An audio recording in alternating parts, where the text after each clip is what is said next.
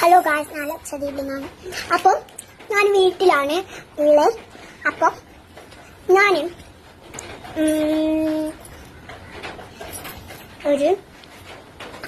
അപ്പോൾ ലക്ഷദ്വീപ് ഭാഷയിൽ നമുക്കൊരു കഥ പറയാം കേട്ടോ.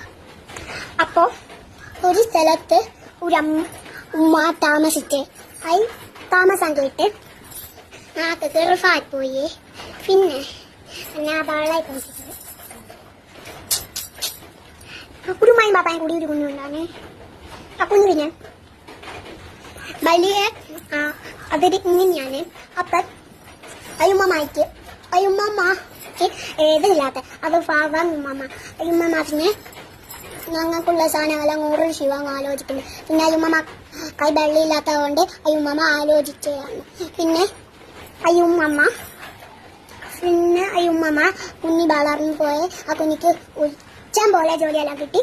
വെള്ളി ശാലായി പോയെ അവക്ക്. പിന്നെ അവ തങ്ങളപ്പുഴേക്കുള്ള സാധനങ്ങളെല്ലാം ഇഷ്ടം പോലെ പിന്നെ എടുത്ത് അവിടേക്ക് വച്ച് കുഞ്ഞി വച്ച്.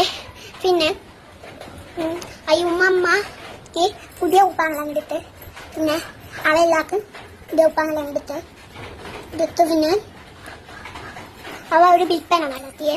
പിന്നെ അവ ഒരു വിൽപ്പന നടത്തി അവക്ക് ഇഷ്ടം പോലെ വെള്ളിയെല്ലാം കിട്ടിപ്പോയി. ഒരു ഷാക്ക് മൊത്തം വെള്ളി കിട്ടിപ്പോയി അവക്ക്. പിന്നെ അവ ശരിയെന്നറിയാം. പിന്നെ അവ ഒരു വലിയ പുര എടുത്ത് പിന്നെ അവ വലിയൊരു പുര എടുത്ത് പിന്നെ അവ തനക്ക് തിന്മാവുള്ളതെല്ലാം ഉണ്ടാക്കുവാൻ സാധനമില്ല. അപ്പ മോന് വലിയൊരു മുതലാളിയായി പോയി. പിന്നെ അവളെ നാട്ടിൽ തന്നെ ജീവിക്കുന്നുണ്ട്. അവളെല്ലാം ഉണ്ടാക്കി തിന്നെ. അപ്പോൾ എൻ്റെ വീഡിയോ ഇഷ്ടപ്പെട്ടെങ്കിൽ ലൈക്കും കമൻറ്റും ചെയ്യണേ. അപ്പോൾ ഓക്കെ, ബൈ.